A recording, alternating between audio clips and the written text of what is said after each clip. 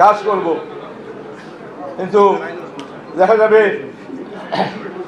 যে আমাদের এই যে ইলেকশনের মধ্যে আমাদের তারেক সাহেবের আশা, এটাকে আমি প্রথম একটু ভাবতাম এটাকে কীভাবে করা যায়।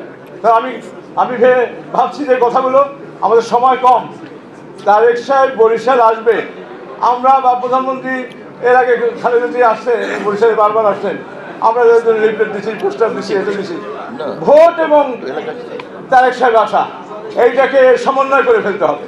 এগুলো জনগণের কাছে কাছে যেতে হবে লিফলেট দিয়ে, ওইটা আমার ভোটের কাজ, এবং ওইটাকে রাজনীতি এই ব্যাপারটাকে খালেদা জিয়া আসার ব্যাপারটাকে পুরোপুরি নির্বাচনমুখী ব্যাপারটা করে দিতে হবে। তাই আমরা ভিতরে বাইরে লিফলেট নিয়ে ঘরে ঘরে যাব এবং ভোট চাইবো এবং তার আগমন উপলক্ষে আমাদের দাওয়াত দেবো।